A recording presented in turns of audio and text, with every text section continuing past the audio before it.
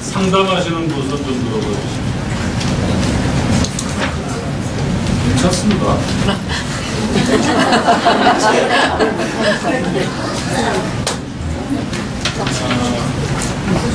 상담을 배우면 제일 처음에 배우는 게 뭐죠?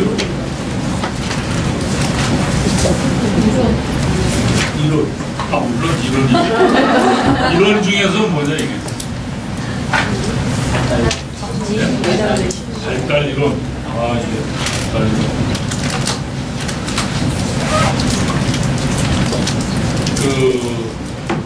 상담은 전문적 활동입니까? 비전문적 활동입니까? 전문적 활동. 전문적 활동 맞아요? 그럼 전문가와 비전문가의 차이가 뭐죠? 어떤 사람을 우리는 전문가라고 얘기를 할까요? 교육을 받은 사람. 몇 시간? 10시간?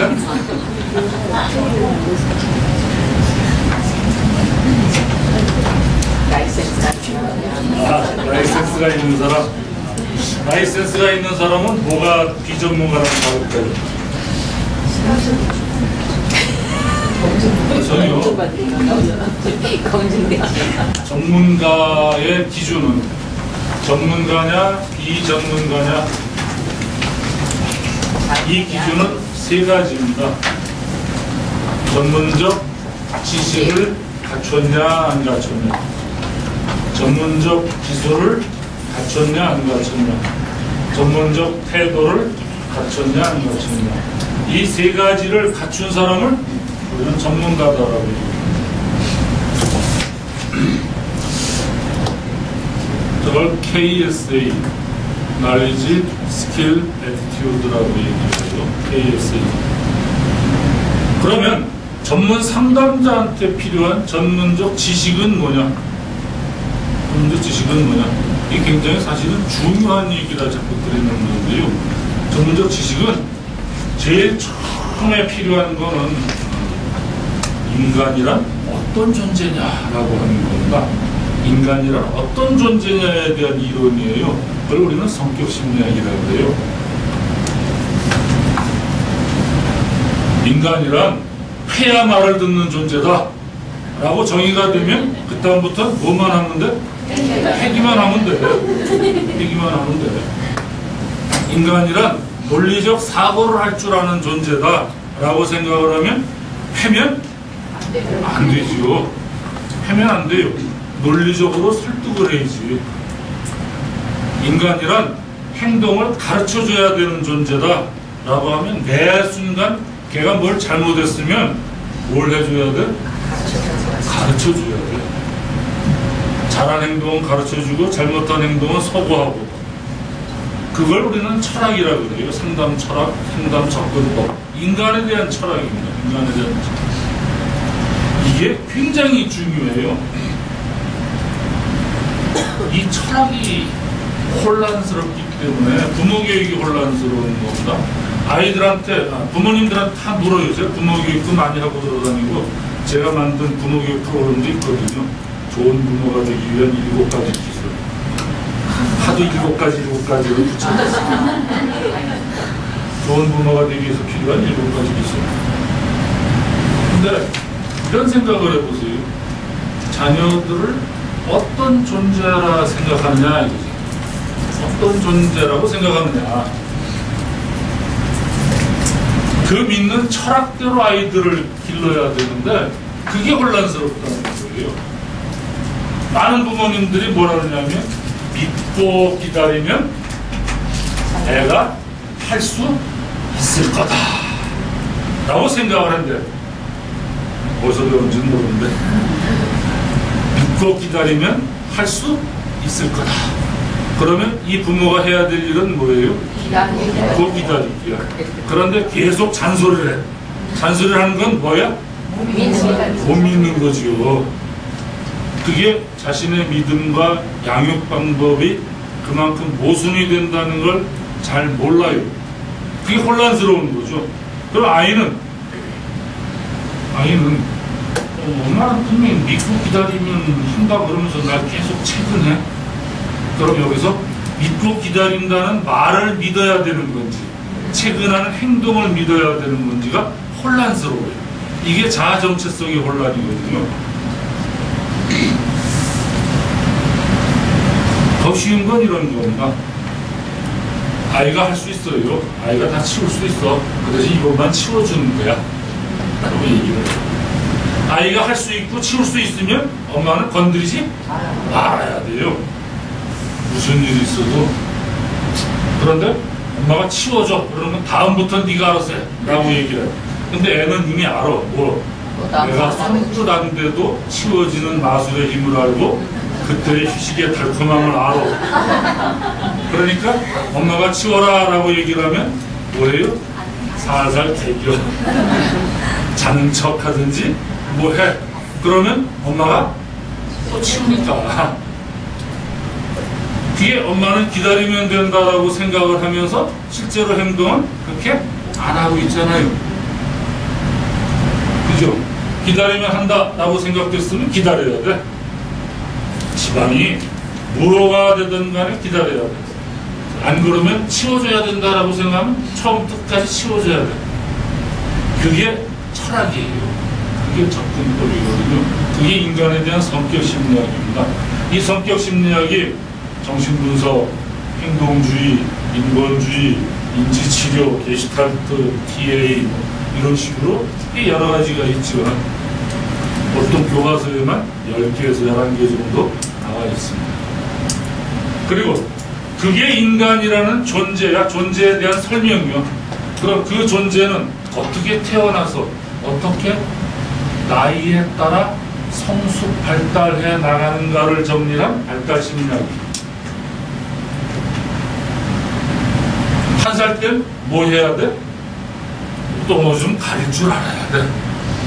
적어도 3사람까지는, 3사람한테는 또 좀 가릴 줄 알아야 돼. 그 다음에 3살부터 5살까지는 뭐 흉내내면서 뭐 따라하는 신용을 할 줄 알아야 돼. 말도 할 줄 알아야 돼. 이게 그 시기에 적합한 발달 정도죠.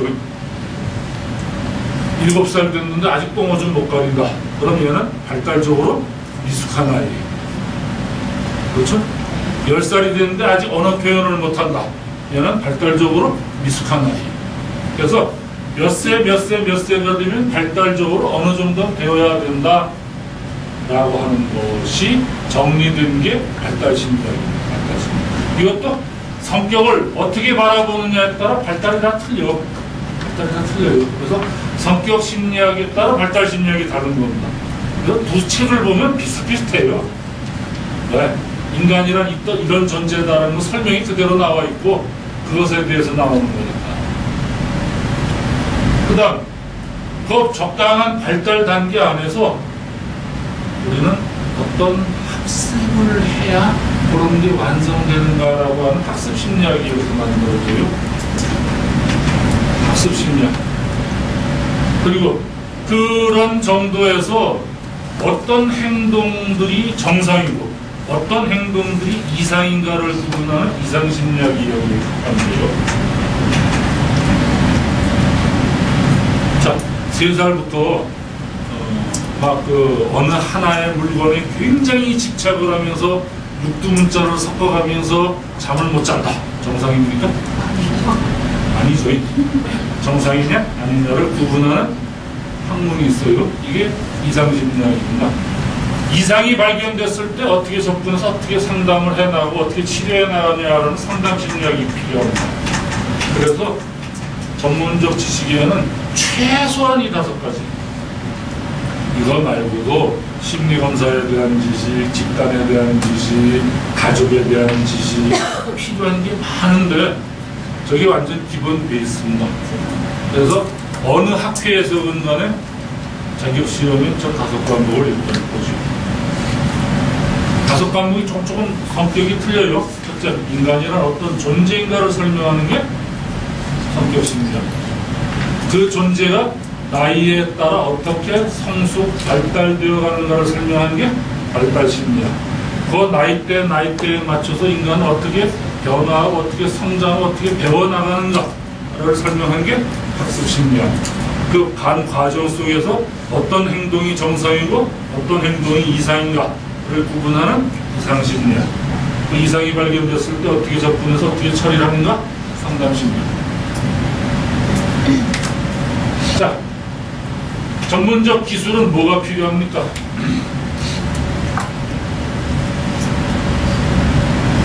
제가 처음에 상담을 공부를 하겠다고 했더니 친구들이 다 말리더라고요. 왜? 그랬더니 야, 네가 생각을 해봐라. 입장을 바꿔서 뭔가 굉장히 마음의 고통을 가지고 상담 질문을 탁 열었을 때 네가 앉아있다고 생각을 들어가고 싶은 마음이 나겠냐?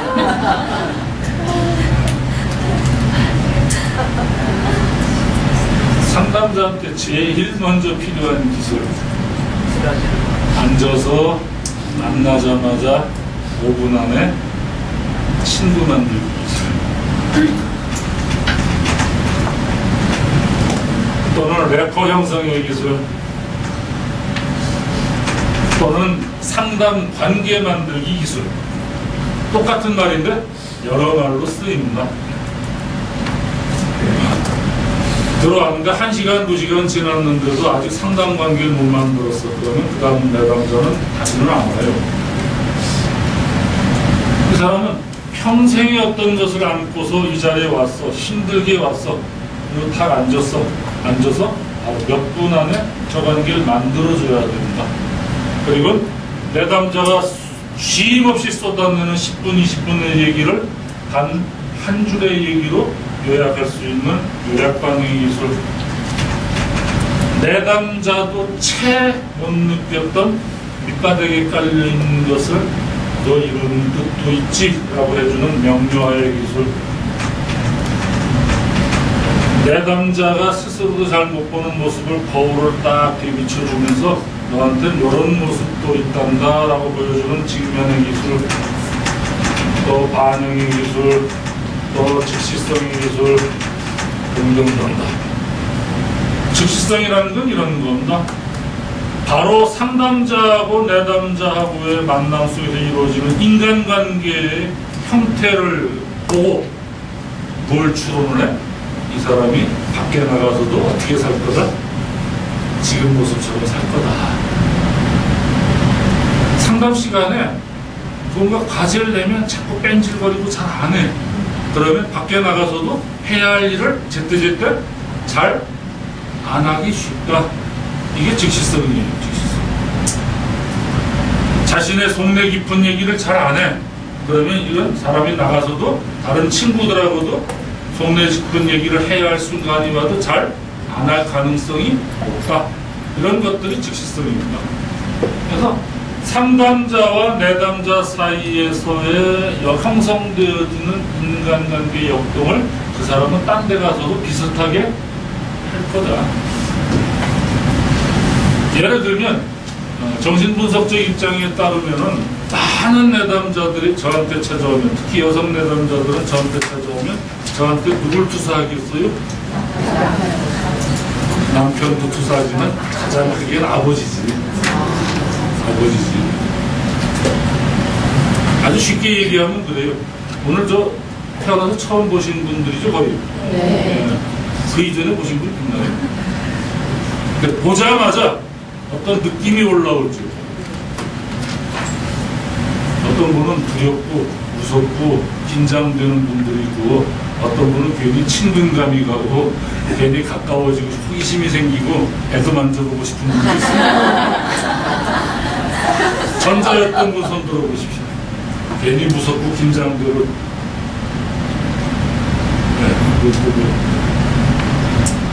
부자였던 분 손 들어보십시오.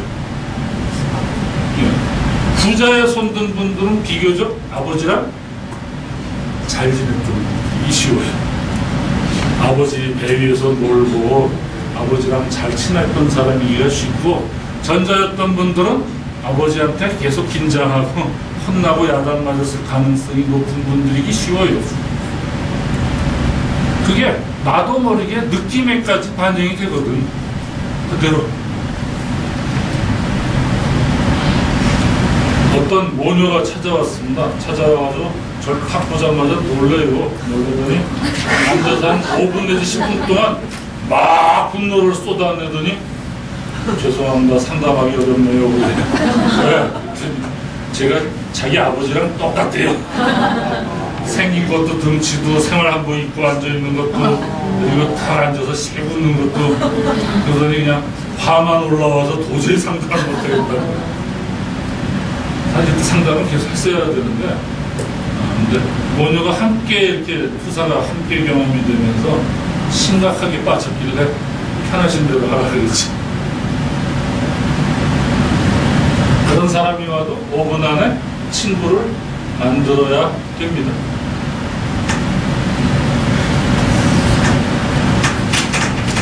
상담자한테 필요한 전문적 태도가 뭘까요? 네? 인간이에요. 인간, 예. 인간애가 뭘로 보일까? 태도. 이해하는 들어주고 치료해보고 원하는 소 칼 로저스라는 사람 아시죠? 뭐 상담하시는 분이 칼 로저스를 모르면 안 되죠. 칼 로저스가 상담 기법 3가지를 얘기를 했는데 그 중에 굉장히 중요한 태도를 얘기를 했어요. 2가지가 태도예요. 2가지. 첫째가 진실성, 솔직성. 이 사람은 적어도 나한테 거짓말을 하지 않을 거다. 이런 거죠. 칼 로저스는 많은 부모들이 뭘 쓴다? 이중속박을 쓴다. 언어적 메시지와 비언어적 메시지가 일치하지 않는다. 사랑한다 라고 얘기를 하면서 밥을 굶기거나 용돈을 안 주거나 정신적으로 괴롭혀 꼴밤을 주거나 내가 널 얼마나 사랑하는지 아니 하면서 남편한테 계속 아이를 비방하고 비난하고 그래. 그럼 아이는 도대체 사랑한다는 말을 믿어야 될지 아니면 행동을 믿어야 될지 잘 모르겠어. 혼란스럽죠. 이 혼란이에요. 혼란. 내담자들이 경험하는 수많은 내담자들이 경험하는 가장 기본이 혼란입니다. 인간에 대한 혼란. 믿어야 될까 말아야 될까에 대한 혼란. 그 중에 가장 중요한 게 진실성, 솔직성 이렇게 얘기를 합니다. 그 다음 2번째가 무조건적인 존중이죠. 존중성입니다.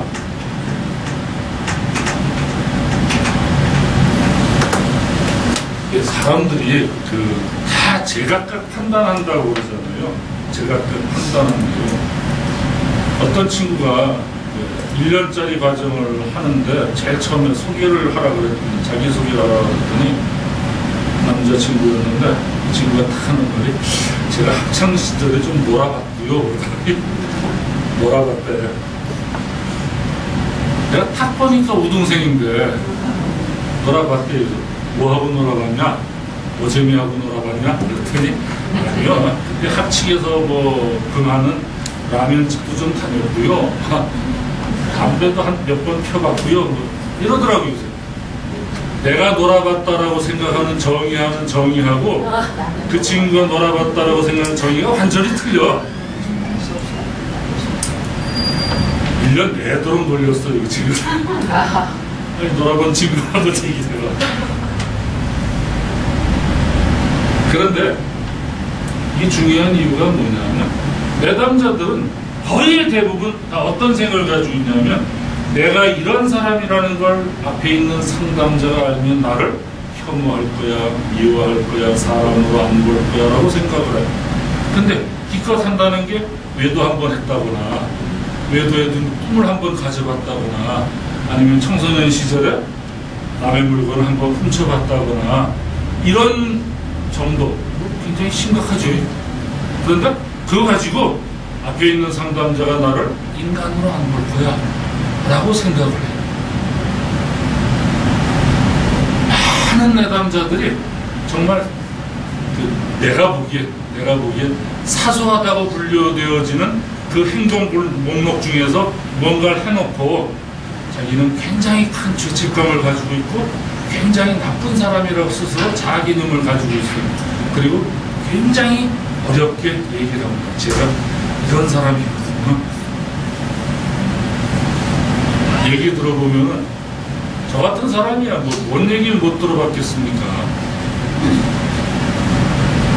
참 인간 세상에서 있을 수 있는 거의 대부분의 일을 다 들어봤는데 그런 얘기 들으면 참 이제 이 사람은 굉장히 크게 도덕적 자아가 굉장히 높아서 그런 자아를 굉장히 못 견뎌하는구나 라고 생각을 해요.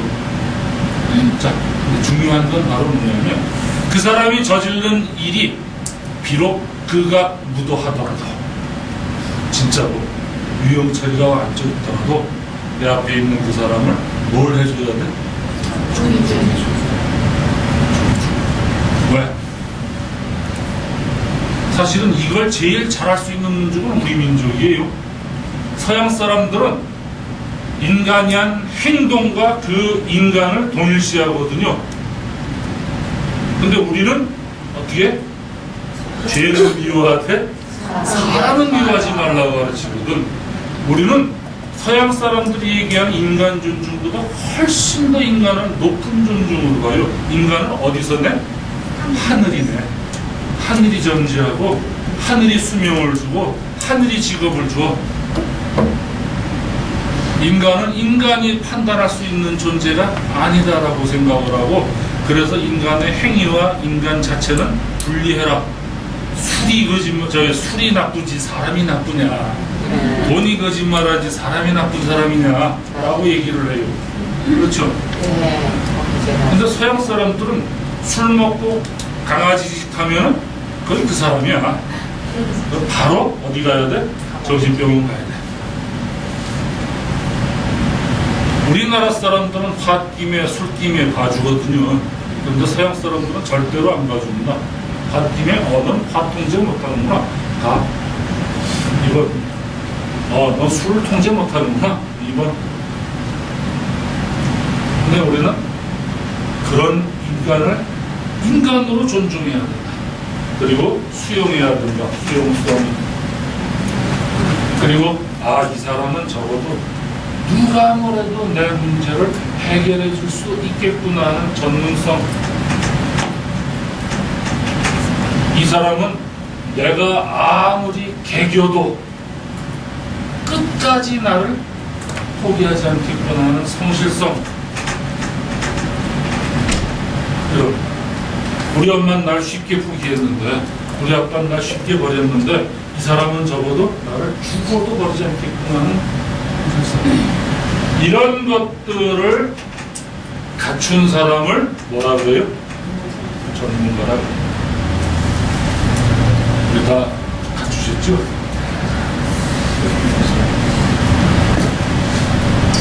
왜 웃어요? 난 갖췄다고 해요. 그리고 조금 더 하면 갖춰 나가는 인간한테 제일 중요한 과정이거든. 완성이란 그런 이상이지, 목표지. 완성이란 못 얻을 수 있는 거 아니에요. 그걸 목표로 가는 거니까. 저보고 갖췄냐? 저도 갖추는 중입니다.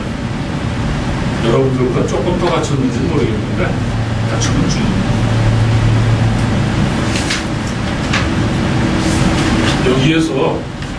여기에서 제가 왜 이 얘기를 하느냐면 제일 중요한 게 철학이에요. 철학. 인간을 어떤 존재로 바라보느냐, 인간을 어떤 존재로 바라보느냐, 그 바라보는 상대로 그 사람을 대접을 해야 되거든. 많은 상담자들이, 초보 상담자들이, 내담자들이 뭐라고 말만 하면 가르쳐주고 싶어서 막 안달을 해요. 가르쳐주고 싶어 해. 그 안에는 뭐가 깔려서 인간은 스스로는 깨달을 수 없는 존재다. 그러니 가르쳐야 된다. 이게 있는 거죠. 그래요. 그 철학이 없는데도 가르친다 그러면 병이야.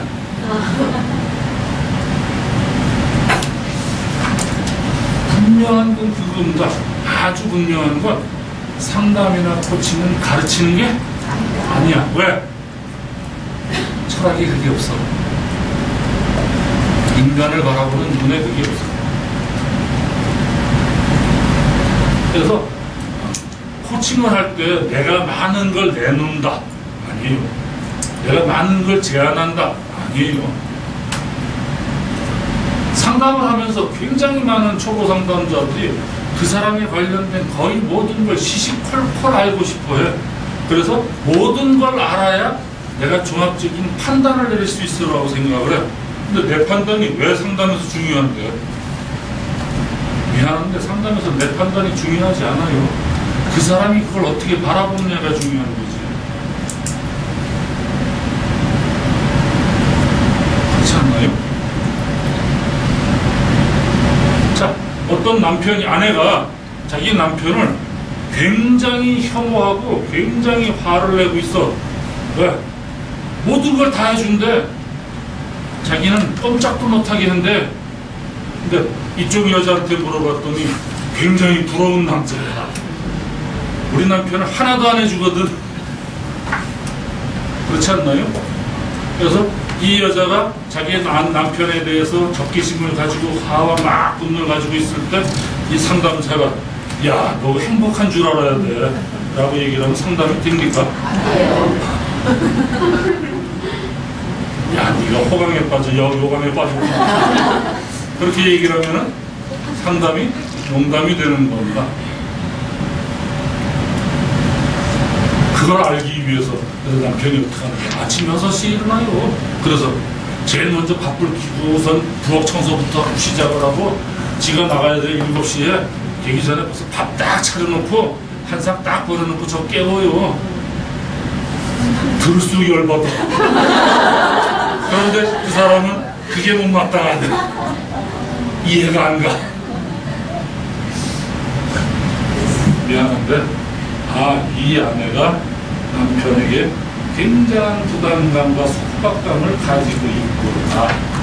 이것 이외에 그 사람이 뭘 했는지 뭐가 자세한 내용을 알려고 애를 쓸 필요도 사실은 없어요. 근데 상담과 코칭하는 초보들이 제일 많이 하는 게 바로 뭐냐면 시시콜콜 모든 걸 다 알아야 된다고 생각해요. 그 생각에는 그 아는 걸 가지고 누가 판단하겠다는 거야?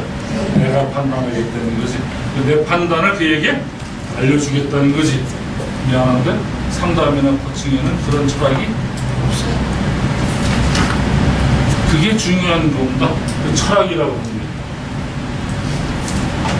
그래서 철학을 가진 상담자, 철학을 가진 코치가 되어야 될 필요가 있는데 코칭에서 굉장히 중요한 철학은 바로 뭐냐면 모든 사람에게는 무한한 가능성이 있다.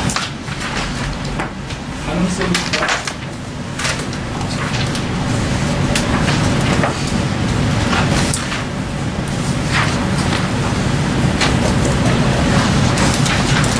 이 지구상에 존재하는 모든 생명체는 실현 경향성이라는 걸 가지고 있어요. 실현 경향성. 실현 경향성이 뭐냐면 지금의 나라는 개체보다 더 나은 개체가 되고 싶어요. 어린 싹은 키가 더 크고 싶어해. 더 크다가 씨나 열매를 맺고 싶어해. 그리고 그 씨나 열매를 퍼뜨리고 싶어해. 이게 실현 경향성이에요. 돼지도 마구마구 먹어서 더 살찌고 싶어해. 살찌고 그 다음에 더 새끼들을 많이 번식시키고 싶어해. 이게 실현 경향성이에요. 모든 생명체는 다 가지고 있는 겁니다. 두 개의 나무를 심으면 두 개의 나무가 뭘 해요? 경쟁을 해요. 누가 더 키가 커서 누가 더 많은 햇빛을 받아서 광합성을 잘 일으켜서 누가 더 맛있는 열매를 맺을 건가 라고 해야 돼요. 이게 실현 경향성이에요. 그런데 칼 로저스는 인간은 거기에 자아 실현 경향성, 눈에 보이지 않는 신체만이 아닌 심리적인, 내적인 보다 더 성장과 성숙을 향한 자아의 실현 경향성도 가지고 있다 라고 하는 게 칼 로저스의 생각이죠. 그런 것처럼 인간은 끊임없이 성장과 성숙을 꿈꾼다가 바로 어디서 시작되느냐면 가능성이 있기 때문에. 가능성이 없으면 그런 걸 꿈꿀 수가 없지요. 그래서 인본주의적 관점입니다. 인본주의적 관점. 자, 로저스 얘기가 나온 김에 새끼로 잠깐 가서 칼 로저스가 제일 처음 상담 이론을 만들면서 자기 이론을 뭐라고 했는지 아시는 분? 예. 어느 분이? 근데 그분이 6개월밖에 그 이름을 안 썼어요. 이번 이름을 바꿨어요. 그 이유를 아세요? 비지적 상담이란 말을 6개월밖에 안 썼습니다. 혹시 그 이유를 아시는 분?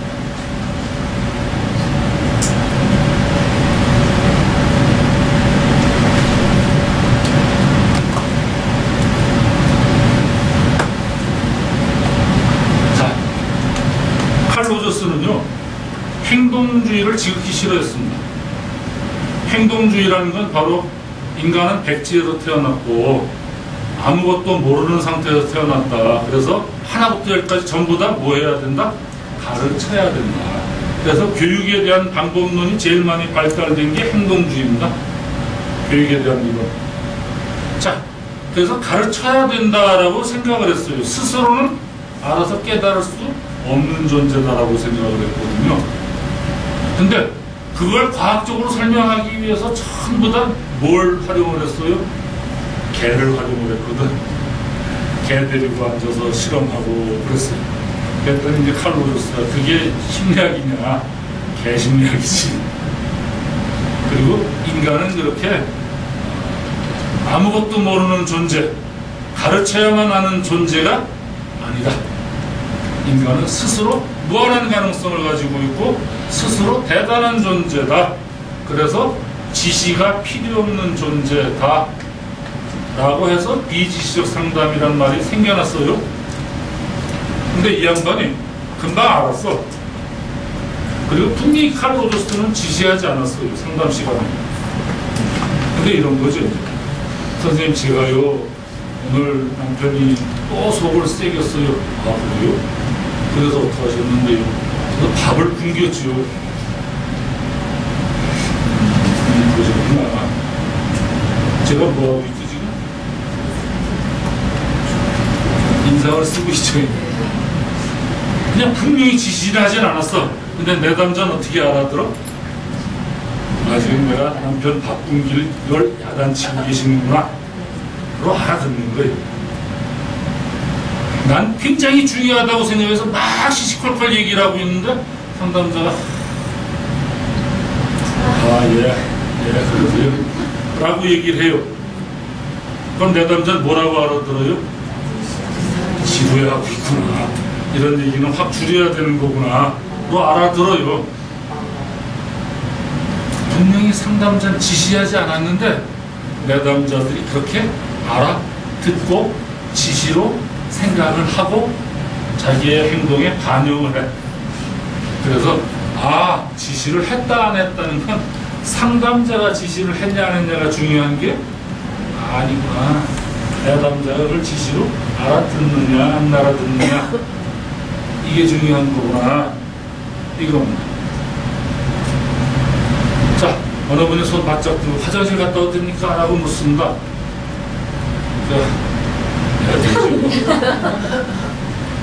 라고 했다고 칩시다. 그러면 알아듣죠? 뭘 알아들어요? 저 인간이 지금 언어적 메시지와 비언어적 메시지가 불일치하구나. 속으로는 되게 뜰보면서 대인배 마냥 고개만 까딱거리고 있구나. 조심해야지. 이걸 다 사람들은 지시로 알아듣더라. 아이가 엄마 나 이거 먹어도 돼? 라고 얘기를 합니다. 왜 먹어라 라고 얘기를 합니다. 내가 행복해서 먹을까요? 조심스럽게 먹을까? 3-4살짜리도 알아요. 그걸 뭘로 알아들어? 먹지 마라고 지시로 알아들어.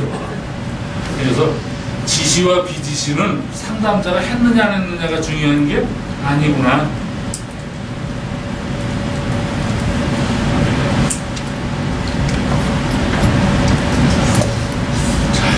집집마다 음식을 배달하면 쿠폰 갖다 준다. 50개 가져오면 큰 대짜 양장피 하나가 나옵니다.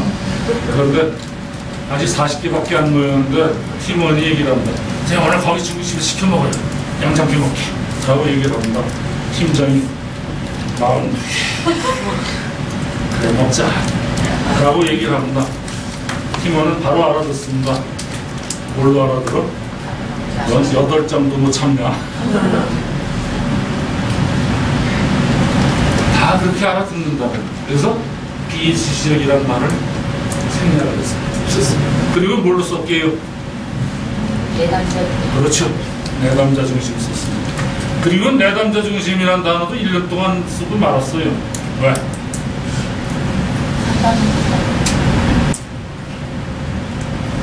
칼 로저스의 철학에 의하면 인간은 현실적이고 한목적적이고 무한한 가능성을 가졌고 자아실현 경향성을 가졌어. 그게 인간이야. 근데 내담자라는 건 뭐예요? 문제를 가지고 있고 자기 한계 때문에 힘들어하는 거다라는 거죠. 그죠? 그럼 아까 그 인간에 대한 정의와 내담자에 대한 정의는 상치되죠. 그렇지 않나요? 그래서 내담자 중심이라는 말도 했습니다. 그리고 인간 중심이라는 말로 바꿨죠. 그래서 무한한 가능성을 가지고 있다는 것은 바로 인간은 대단히 긍정적 존재고 합리적 존재고 한목적적 존재고 실현 경향성을 자아실현 경향성을 가진 아주 그럴듯한 존재다라고 하는 그런 말입니다. 가능성을 가지고 있어. 그러니까 코치가 해줘야 될 일은 바로 뭐야? 가능성을 뭐하게? 발견하게. 스스로 안에서 발견하게. 만 도움은 된다는 거죠.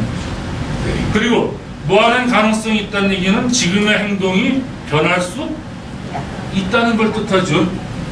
그죠? 성격 심리학적 입장에서 보면은 인간은 변할 수 없다라는 것과 변할 수 있다라는 것 둘로 보는데요. 변할 수 없다의 대표적인 게 뭐예요? 정신분석입니다. 정신분석은 결정론이에요. 변하지 않는다. 근본은 변하지 않아. 그러나 여러 번 하다 보면 익숙해지는 것처럼 조금 현실 생활 속에 편해질 수는 있다라고 얘기를 하죠.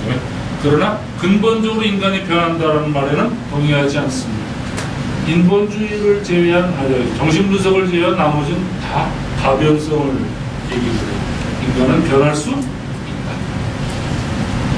MBTI는 변할 수 있달까 없달까?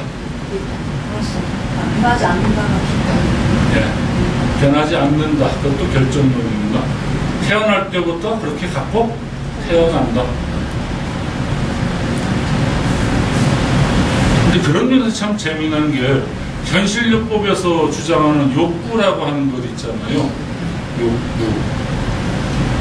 윌리엄 글래서는 그 욕구가 아예 유전자 속에 새겨져 있다라고 얘기를 했거든요. 그럼 유전자 속에 새겨져 있으면 변해요? 안 변해요? 안 변해요. 그러면 그 사람은 분명히 인간은 변할 수 없다겠네요. 그런데 한쪽으로는 그분은 어떤 걸 얘기를 했냐면 인간은 지금보다 훨씬 더 좋은 행동을 선택할 수 있다. 그러니까 인간이 변한다가 아니라 인간이 보다 더 합리적이고 보다 더 나은 행동을 선택한다라는 거. 선택한다. 그 다음 두 번째는 그 사람에게 필요한 해답은 모두 그 사람 내부에 있다. 그 사람 내부에 있다. 그러니까 우리 인간은 정말 신비로운 존재다. 문제도 가지고 있지만 해결책도 가지고 있다. 이 두 개를 동시에 다 가지고 있는 존재다. 변화의 주체는 그래서 바로 그 사람이고 변화시킬 수 있는 것도 지금 현재의 그 사람의 행동뿐이다. 이게 현실요법적 생각이랑 똑같거든요. 현실요법의 주창자인 윌리엄 글래서는 이렇게 얘기를 했어요. 이 세상에 내가 내 마음대로 변화시킬 수 없는 것은 달랑 두 가지뿐이다. 이 세상에 내가 내 마음대로 변화시킬 수 없는 건 단지 두 가지뿐이다. 단지 두 가지뿐이다. 그 단지 두 가지가 뭘까요? 부모하고 어? 부모님. 내가 내 마음대로 변화시킬 수 없는 건 단지 두 가지뿐이다. 첫째, 이미 지나가버린 과거. 이미 지나가버린 과거. 둘째, 나 아닌 타인. 나 아닌 타인. 나머지는 다 내 마음대로 변화시킬 수 있대요. 나머지가 근데 뭐죠? 나. 그것도 언제? 지금의 나. 내 마음대로 변화시킬 수 있는 오직 한 가지입니다. 지금의. 그래서 현실요법을 미리 예측한 우리의 옛 가수는 과거는 묻지 마세요. 과거는 묻지 마세요.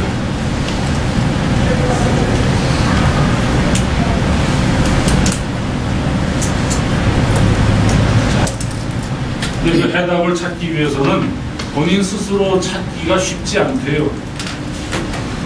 우리가 흔히들 그렇잖아요. 우리가 너무나 꼭꼭 숨겨둔 물건들은 간혹가다 내가 스스로 못 찾아. 근데 옆에 있는 사람을 금방 찾아줘. 희한하죠.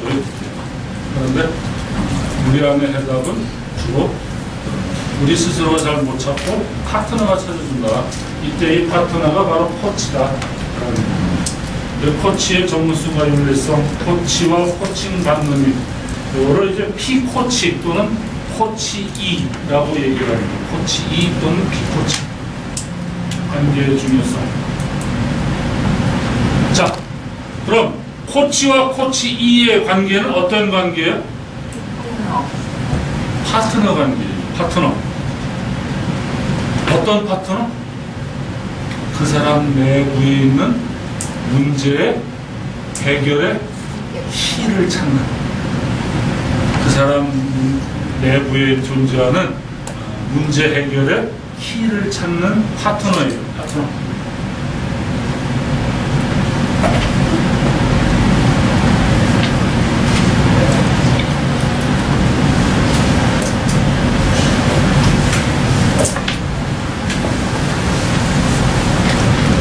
자, 이 코칭이라는 개념이 처음 생긴 건 헝가리에서 사두마차를 보고 이렇게 얘기를 해요. 그때까지의 교육을 우리는 크게 트레인식 교육이라고 얘기를 해요. 리더십 교육하면은 모든 사람들한테 똑같은 성과를 얻어내기 위해서 한꺼번에 기차에 태워서 한꺼번에 목적지를 향하는 그런 교육이죠. 학교 교육도 대표적인 트레인식 교육입니다. 그래서 1학년이라는 열차에 딱 태우면 1학년 안에 필요한 국어, 영어, 수학 모든 것을 배우는 것까지를 목표로 그 열차는 끊임없이 달리는 거죠. 끊임없이 달리는 거죠. 그러다가 갑자기 이런 생각이 났어요. 특히 이제 스포츠 쪽에 코치들이 많이 개념이 이렇게 생겨났으니까 야구에 가면 감독을 하는데 코치는 여럿이거든요. 혹시 아세요? 네, 어떤 코치들이 있죠? 투수 코치, 포수 코치, 타격 코치, 여러 코치들이 있어요. 그죠? 김연아가 굉장하잖아요. 김연아 코치 누군지 아시죠? 예전에 메달 한참 딸 때.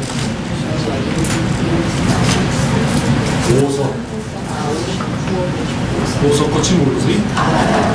저도 잘 몰라요.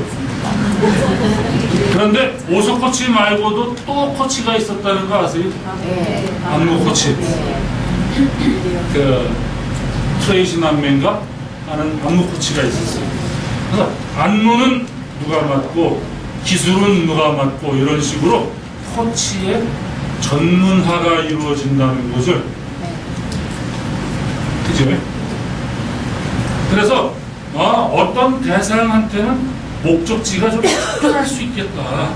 목적지가 전체 집단 체제가 아닌 조금 더 특별한 목표가 있을 수 있겠다. 그런 사람들을 열차에 태워서 움직이는 것보다 그죠? 마차에 태워서 움직이는 게 훨씬 낫겠다. 마차에 태우면 뭐가 가능해요? 목적지를 가는 것도 가능하지만 뭐가 가능하냐면 그 마차에 탄 사람을 고려할 수 있어요. 고려할 수 있어요. 예를 들어서 여러분들이 싹 제주도를 놀러 갔다고 칩시다. 공항에 탁 내렸어요. 여기 버스가 있어. 그래서 버스 탔어. 버스 타면은 한 바퀴 그 버스가 도는 것밖에는 돌 수가 없어. 그 이상은 없어. 근데 택시를 탔어. 택시 기사가 뭐부터 물어요? 어디로 가실래요? 묻고 그 다음 또 뭐 물을까요? 몇 번 오셨냐? 와본 적 있나? 와본 적 있느냐 또는 어떤 길을 좋아하느냐 등등등을 물을 겁니다. 왜? 한라산 올라가는 데도 길이 여러 개 있거든요. 그 여러 개 있는 중에 어느 길로 가고 싶어 하는지를 승객이 선택하는 게 좋을까? 기사가 선택하는 게 좋을까? 승객이요. 승객이죠. 그게 가능한 게 바로 코칭이다라는 겁니다. 승객이 좋아하는, 그리고 승객이 가다가 화장실 가고 싶으면 잠시 세워서 휴게실도 갔다가 또 가다가 이상하게 뒤로 미끄러지는, 분명히 차를 세웠는데도 뒤로 굴러가는, 아니면 언덕 위로 올라가는 그런 코스도 갔다가 또 요새 성 쪽에 관심이 많아서 성박물관 쪽으로 들렀다가 이런 것들을 승객이 원하는 것을 충분히 감안해서 코스를 잡을 수 있다. 이게 코칭의 굉장히 큰 장점이거든요. 집단 교육에서는 절대로 할 수 없는. 그래서 이제 코칭이라는 개념이 이제 생겨나기 시작을 한 겁니다. 어느 한 사람 또는 특정한 작은 집단을 대상으로 그들이 원하는 것을 충분히 감안해서 그들의 공동의 목표를 향해서 함께 나아가는 과정. 코치와 코칭 받는 사람이 한 마차를 타고 목적지 향해 방향을 측정해 나가는 것, 그런 것들입니다. 그 코칭에 대한 정의가 굉장히 여러 사람들이 여러 했는데 그 여러 사람이 한 거를 종합 정리하고 한 게 이게 송종건이 정의한 겁니다. 어느 교과서에도 안 나와 있지만 제 자료에만 나옵니다. 똑같이 한번 읽어볼까요? 시작. 발전하고자 하는 의지가 있는 개인이나 조직이 정성적 지식과 기술, 태도를 갖추는 노력과의 형성적 관계를 이용해 지니고 있는 잠재 능력을 최대한 함께 발견, 인식하고 새로운 목표를 설정하여 달성하게끔 돕는 전략적이면서도 매우 뛰어난 결과를 성취하게 하는 강력한 프로세스. 다른 정의보다 제일 길지요. 근데 이 안에 모든 걸 다 담았습니다. 여기 피코치에 대한 사람들 얘기와 코치에 대한 전문성까지 그들의 관계, 그들이 추구하고자 하는 방향, 목표, 과정까지 이걸 다 담은 제 딴에 꽤 마음에 드는 정의입니다. 짧은 거 외우셔도 돼요. 적어도 코치 하시면 코칭이라는 게 어떤 거다라고 하는 것이 머릿속에 딱 잡히셔야 돼요.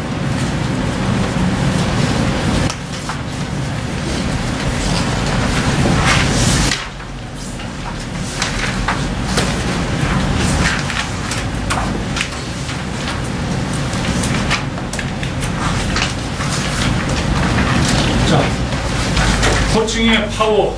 그리고 코칭에 대해서 이렇게 네이버에다 치면은 굉장히 많은 얘기들이 떠 있습니다. 그 중에 코칭과 상담에 대한 비교가 제가 생각하기엔 정말 말도 안 되는 것도 있는데, 그건 나중에 다시 말씀드리도록 하고요. 하여튼, 코칭의 파워는 첫째는 스스로 생각할 줄 알게 된다. 스스로 생각한다는 게 뭐죠?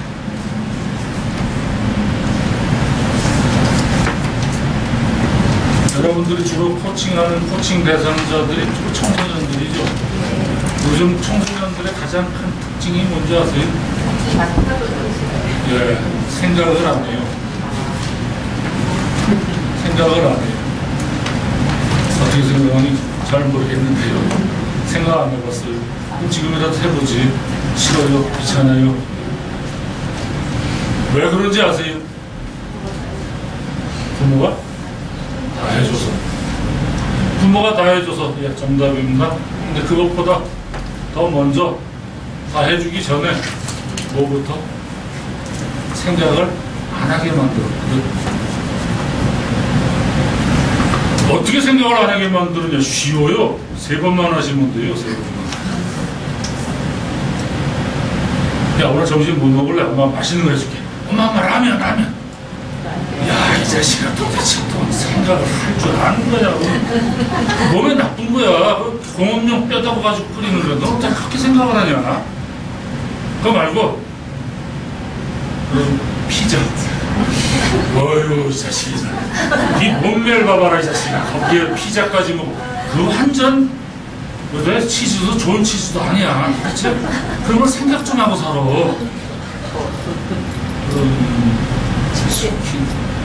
아유, 좌우지간간할 때 꼭 생각하는 거 하고. 3번만 하면 애는 뭐라 그래요? 엄마가 알아서 해줄게. 그래, 엄마 맛있는 떡볶이 해줄게. 그리고 그 아이한테는, 그 엄마한테는 전혀 다른 상이 머릿속에 남아요. 엄마는 난 오늘도 우리 아이를 위해서 최선을 다했다. 아이는 우리 엄마는 절대로 내 말을 들어주지 않는다. 내 생각을 존중해주지 않는다. 야, 오늘 이쁜 옷 사줄게. 나가자. 뭐 입을래? 엄마 저 바지. 네가 쪽발이 아들이냐 이 자식아. 왜 걔들이 입다 버리 시커먼 찢어진 바지도 자꾸 왜. 하여튼 좌우다나 생각하는 거하고 그거 말고 임마. 엄마 저 티. 너 얼굴 시커매. 그거 시커먼 옷까지 입어봐. 딱 도둑놈상이야. 어찌 그런 걸 생각을 못하냐. 그거 말고 저기 보자. 네가 범죄자냐 이런 거 그걸 뒤집어 쓰고 다니고 하늘을 불어 우러져 부끄러움 한 점 없이 살아야지. 3분만은 뭐라 그래요? 엄마. 왜? 무슨 생각을 얘기를 해도 결과는 하나야. 뭐 비난 듣는 거, 그 다음에 리젝트 거부되는 거. 그러면 애들은 생각